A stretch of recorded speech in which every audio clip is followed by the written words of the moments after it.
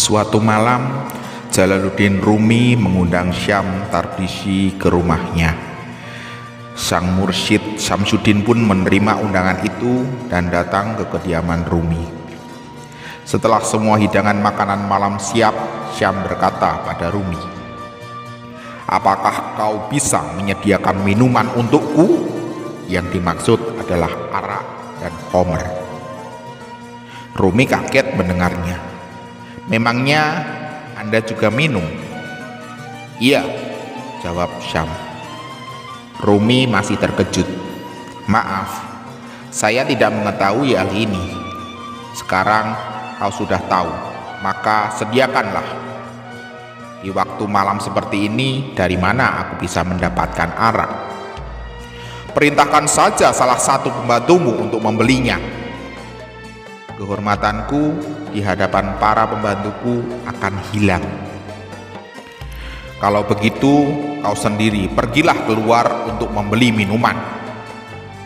Seluruh kota mengenalku, bagaimana bisa aku keluar membeli minuman?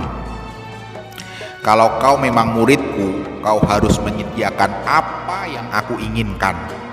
Tanpa minum, malam ini aku tidak akan makan, tidak akan berbincang, dan tidak bisa tidur." Karena kecintaannya pada Syam, akhirnya Rumi memakai jubahnya, menyembunyikan botol di balik jubah itu, dan berjalan ke arah pemukiman kaum Nasrani. Sampai sebelum ia masuk ke pemukiman tersebut, tidak ada yang berpikir macam-macam terhadapnya. Namun begitu ia masuk ke pemukiman kaum Nasrani, beberapa orang terkejut dan akhirnya mengikutinya dari belakang. Mereka melihat Rumi masuk ke sebuah kedai arak. Ia terlihat mengisikan botol minuman, kemudian ia menyembunyikan lagi di balik jubah lalu keluar. Setelah itu ia diikuti terus oleh orang-orang yang jumlahnya bertambah banyak, hingga sampailah Rumi di depan masjid tempat ia menjadi imam bagi masyarakat kota. Tiba-tiba salah satu seorang yang mengikutinya tadi berteriak, "Ya Yuhannas, Syekh Jalaluddin yang setiap hari jadi imam sholat kalian baru saja pergi ke perkampungan Nasrani dan membeli minuman." Orang itu berkata begitu sambil menyingkap jubah Rumi. Khalayak melihat botol yang dipegang Rumi. "Orang yang mengaku ahli zuhud dan kalian menjadi pengikutnya ini membeli arak dan akan dibawa pulang." Orang itu menambahi siarannya. Orang-orang bergantian meludahi muka Rumi dan memukulinya hingga serban yang ada di kepala lengser ke leher. Melihat Rumi yang hanya diam saja tanpa melakukan pembelaan, orang-orang semakin yakin bahwa selama ini mereka ditipu oleh kebohongan Rumi tentang zuhud dan takwa yang diajarkannya. Mereka tidak kasihan lagi untuk terus mengajar Rumi, hingga ada juga yang berniat membunuhnya.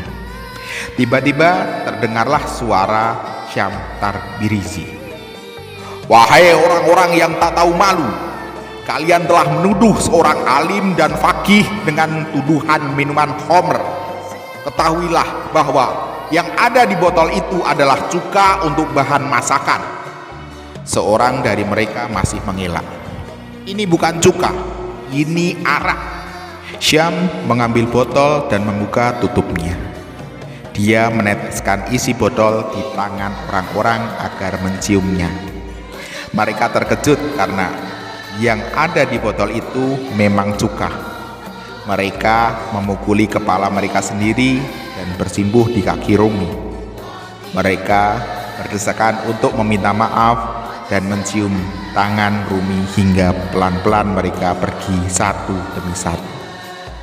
Rumi berkata pada Syam, "Malam ini kau membuatku terjerumus dalam masalah besar sampai aku harus menodai kehormatan dan nama baikku sendiri.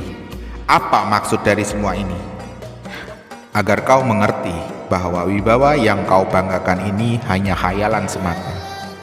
Kau pikir penghormatan orang-orang awam seperti mereka ini sesuatu yang abadi? Padahal kau lihat sendiri, hanya karena dugaan suatu botol minuman saja, semua penghormatan itu sirna dan mereka jadi meludahimu, memukuli kepala dan hampir saja membunuhmu.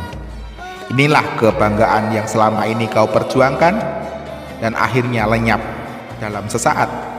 Maka bersandarlah pada yang tidak tergoyahkan oleh waktu dan tidak terpatahkan oleh perubahan zaman.